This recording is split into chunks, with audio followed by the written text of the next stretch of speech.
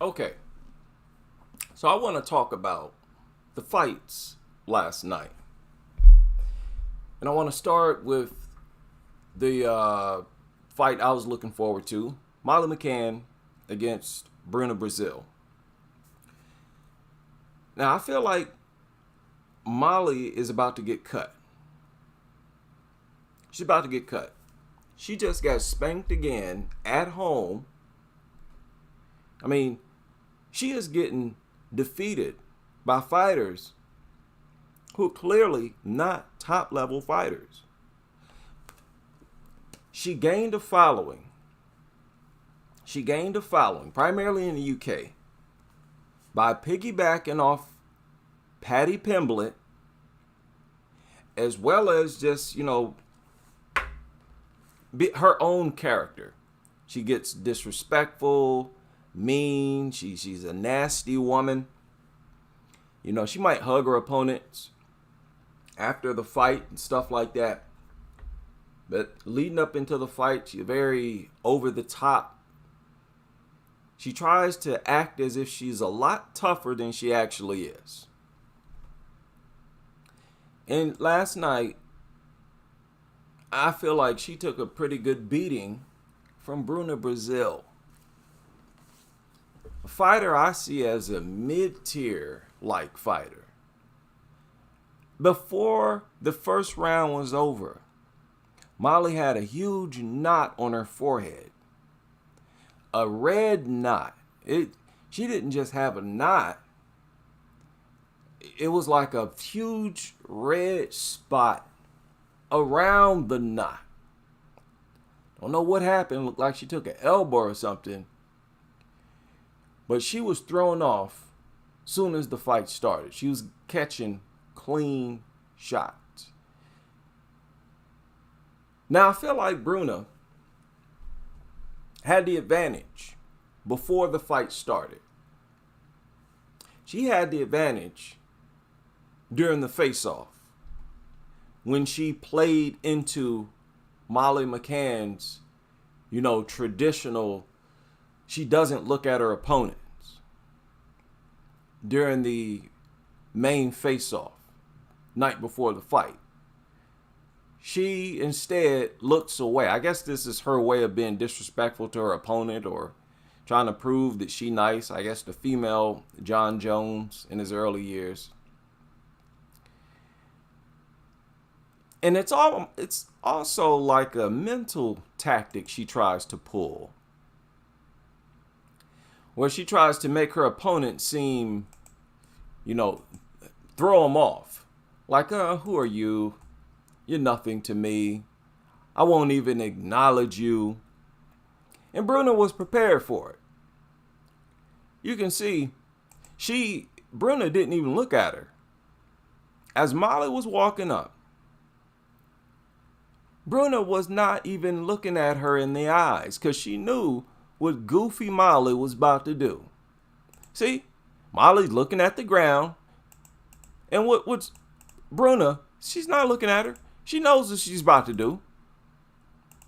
She's about to look away. And as soon as she looks away, Bruna looks away. Advantage, Bruna Brazil. It didn't work, Molly. She was ready for you. And she basically clowned you.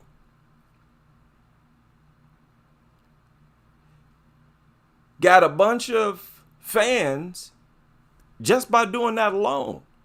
Clowning you on your face off. She had the spirit. She had the uplifting spirit. She made people feel good. Not you, Molly. You're all detached and all that. As soon as Molly did that, Bruna attached herself to the crowd, played to the crowd, since Molly is in her own little goofy world. So I feel like Molly, that had a negative effect on her psyche. Because you're going into the fight knowing that you're not going to be able to play no mental games on no chick, or at least not this opponent. So Molly in the first round she took a knee to the meatball. Molly took a knee to the meatball. Okay, her meat packet, her meat burger. I admit I laughed a little bit, but I said years ago these girls should wear those guards. They make guards. They make protection for women. Why not wear it? Okay? I don't have female organs, but I would imagine if you took a knee to something, a sensitive part of your area, I know what that feel like. And I'd be wearing a pad, but they don't want to wear a pad. Now, when it comes to men, when we take a shot like that, that could lose us the fight. If we're neck and neck with an opponent when we're 100%, a knee to the groin in the first round could cause us to lose that fight. I don't think it hurt Molly like that. I don't think it contributed to her loss at all. Because remember, she was lumped up with that thing on her forehead before she took that knee to the groin. So I know some women might say, oh, you don't know what it's like at it. Okay, fine. She didn't look that affected. And when you look at the replay, it really wasn't that bad of a shot. And it was a complete accident. So Molly had a rough night. She had a rough night. She got a couple takedowns. Really couldn't do nothing with it. It was mostly her getting owned on the feet. But on the ground during the exchanges, the scuffles, she was losing some of those exchanges too.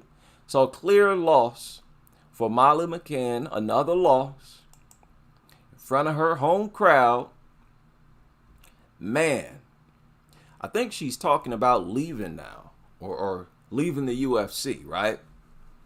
Now you're hearing talk like that. Now remember, she recently moved from 125 down to 115. This is supposed to be a reinvented Molly McCann.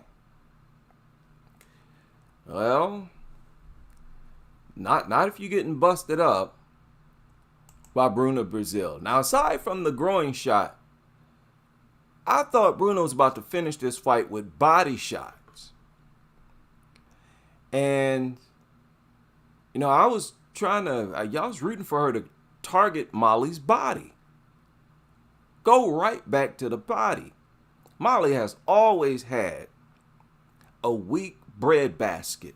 Always.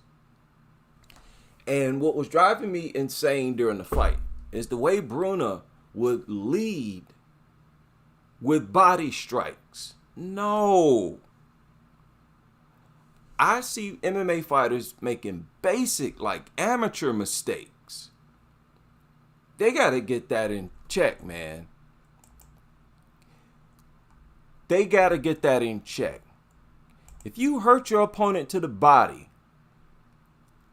like that, first of all, let her back up immediately. Do not waste time doing what you're doing right now. Boom. You should have stepped away. See, you missed that shot right then. You should have backed up. Get up. Get up so I can get you in the stomach again. See, because she's protected now. Her midsection is protected now. So don't waste time trying to punch her in the face. Her face can take it. Her body can't. She should have let her back up immediately. And you can see Molly how her body tensed up when it landed. She just stiffened her body immediately. And she wastes time here. Wastes a lot of time. Yeah, let her back up. Let her back up. And then kicked her again. I thought it was over then. And after this point, I'm like, man, target the body, but don't lead targeting the body, because that's what Molly's looking for. Just like this person asked, how did Molly McCann survive those body shots? She survived it because her opponent was making too many mistakes. So she recovered from this body shot, and Bruna would lead with kicks to the body, lead with punches to the body. No. The only thing Molly thinking right now is protect my body. So what you do is punch her in the face. You punch her in the head. Same rule in boxing. When you hurt your opponent to the body, don't start targeting their body, because they're going to be protecting their body and they're going to leave their head exposed like Molly doing right now. You immediately go up top after you hurt them to the body, and then you get them used to believing that you're targeting their head. For example, hurt them to the body, then immediately your next shot should be a head shot. And then your next shot should be another head shot, but followed with another body shot. Get them to expose their body, because they're already exposing their head because they're trying to protect their body.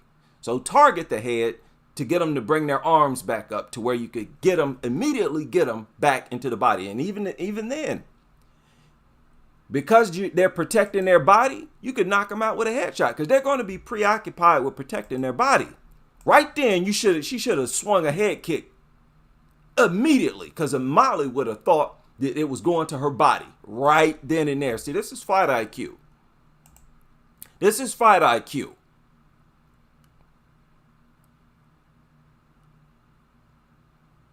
Yep, let her back up. Should have done that from the get-go. And right there, and immediately, she should have targeted her head. Target her head.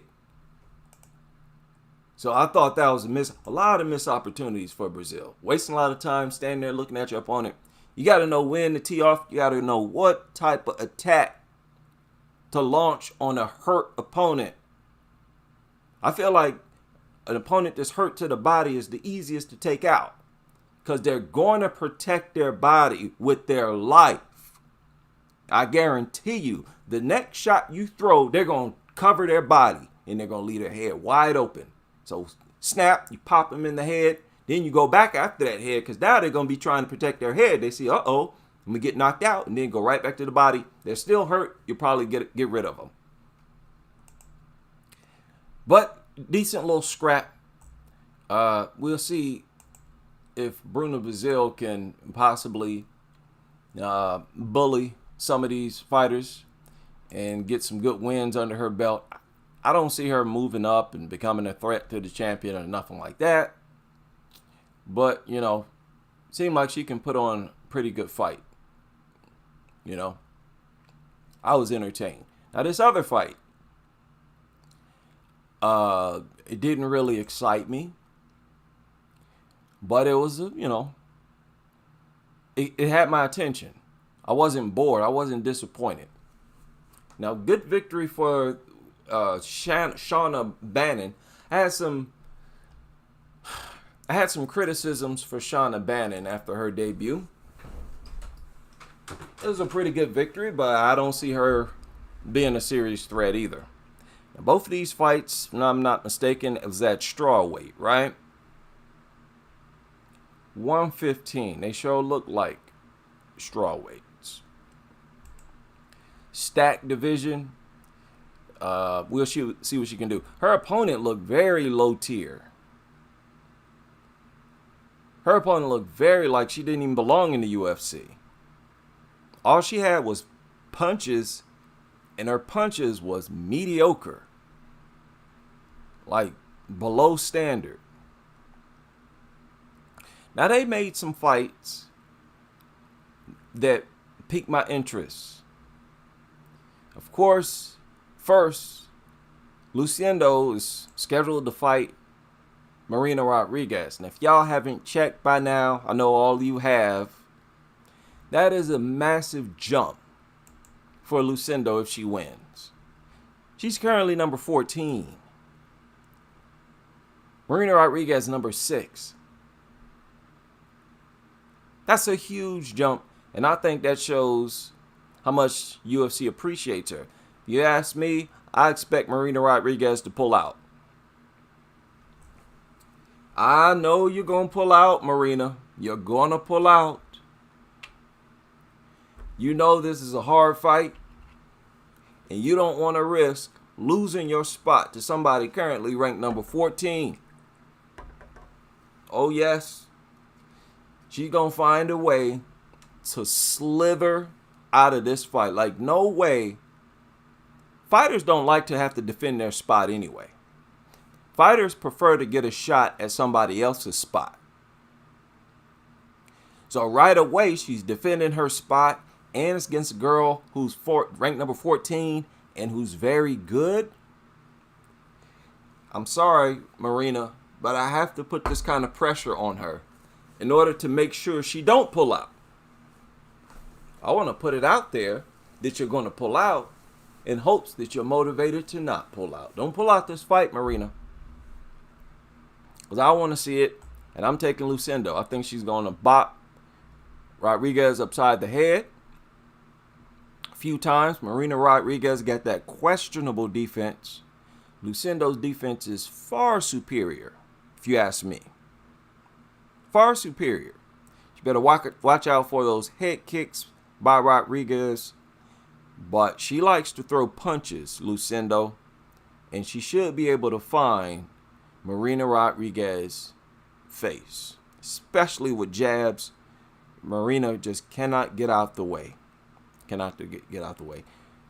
Amanda Lemos put on a striking clinic against Rodriguez. Rodriguez does not have the best stand-up in the division. Formidable, yes. But she does not have the best stand-up in the division. So that is interesting, and I'm looking forward to that. Oh, Lucindo. Told y'all that's my secret weapon. That's my my secret weapon against chicks who think they tough. See, because there's a lot of these girls up at the top of the division, they think they're on a whole different level. I don't think they're on a different level apart from Lucindo. I think she belong up there. I think she'll clobber any one of these chicks up at the top. Yan Xiaonan, you take your pick. And I don't think Lucindo will be as easy to submit as Amanda Lemos was if she were to fight Bruna. So y'all girls, y'all better start playing. I know right now y'all looking at Lucindo as a little kid. Keep looking at her like that. She's going to knock you upside the head. Now, they also made, that I'm looking forward to, Norma Dumont against Irene Aldana. Well, it's about time. Irene Aldana needs to defend her spot. Where's Norma ranked?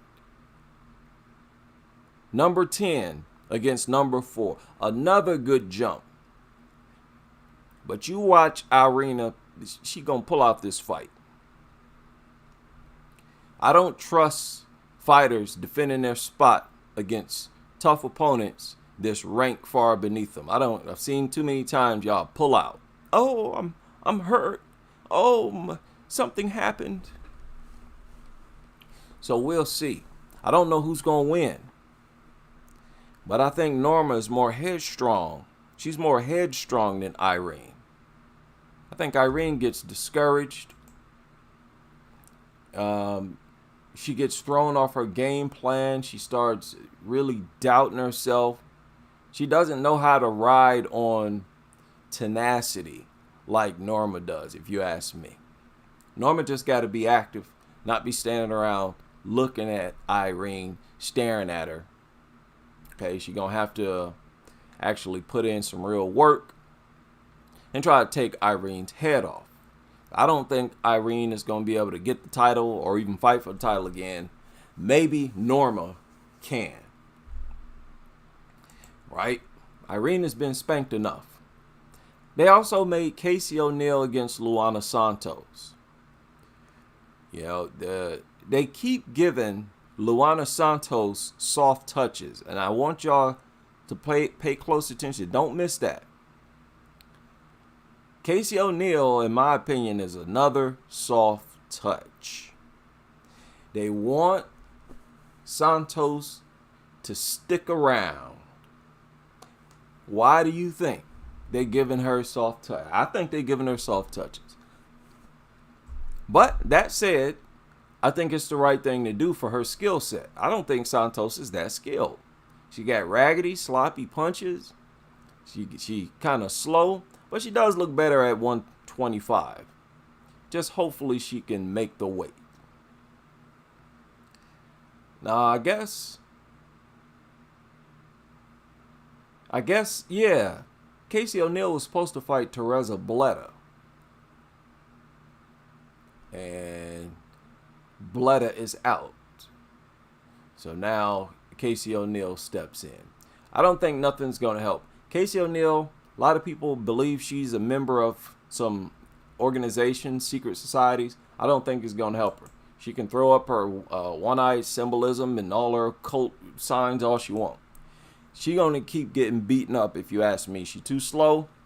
She got no power. You look at her arms, the girl got no muscle development at all. She looked like a McDonald's employee. She built like a McDonald's employee. You look at these girls, they got bulk, they got muscle, biceps, triceps. You need some of that. You need some of that in this sport, man. These girls coming in here with tennis arms. Tennis arms. Looking like cheerleaders up, throwing cheerleader punches. We're going to need some snap on those rights and lefts. Get yourselves in the weight room and pump some iron. Don't be scared of weight.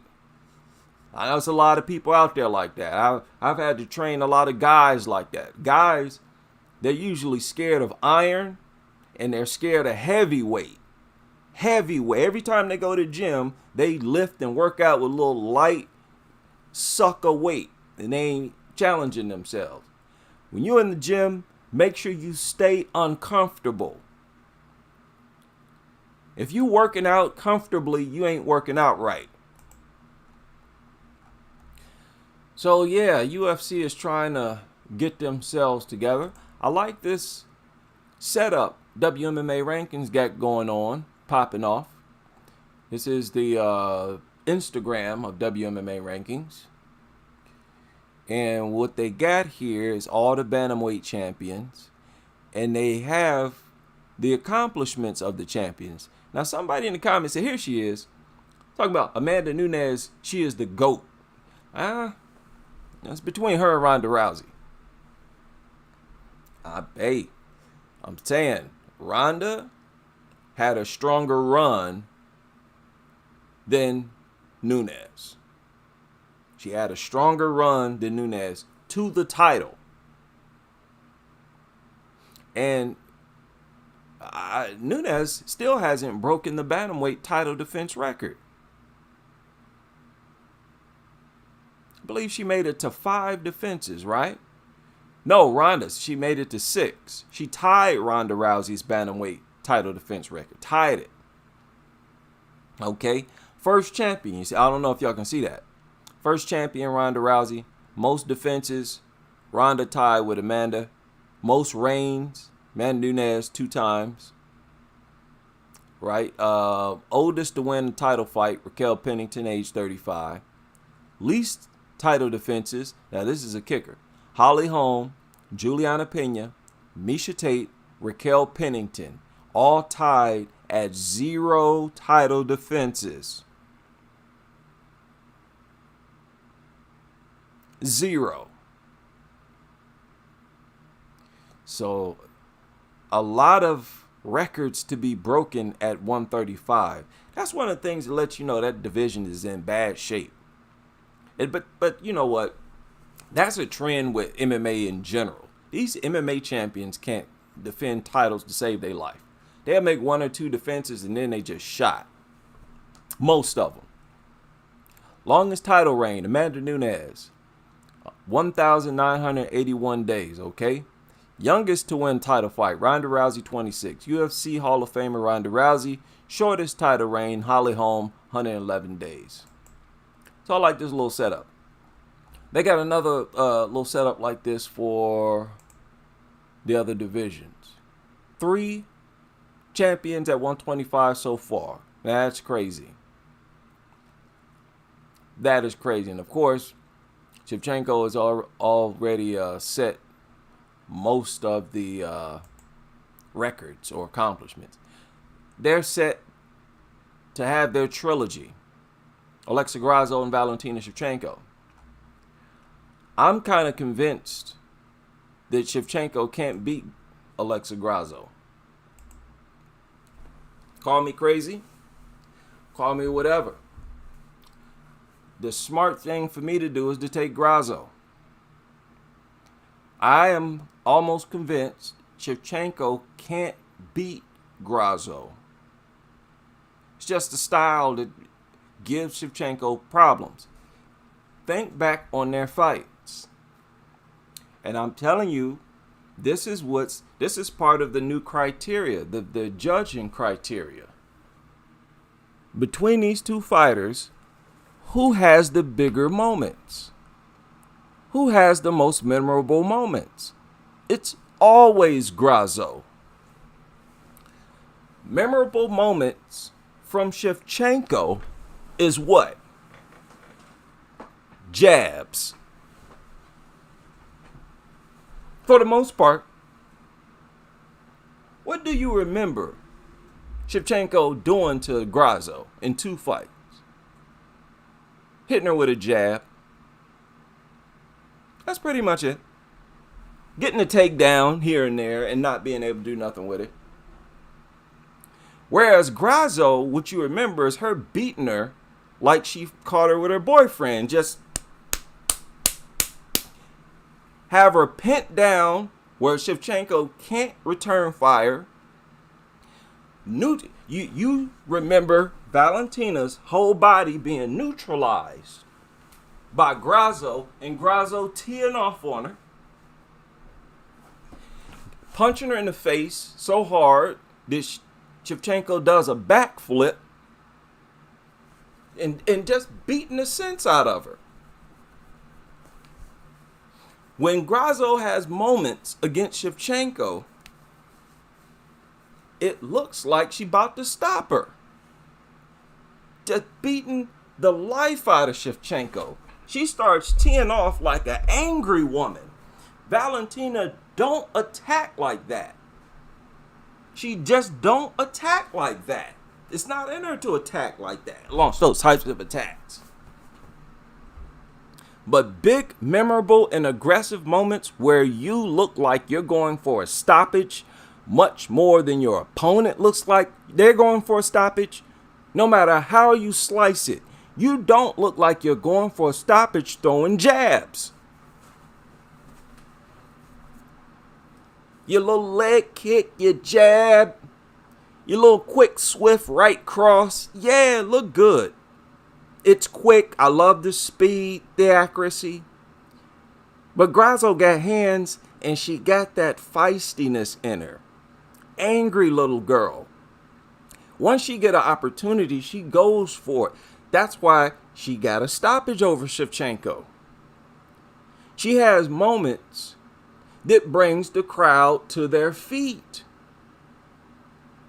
And that's just how it is.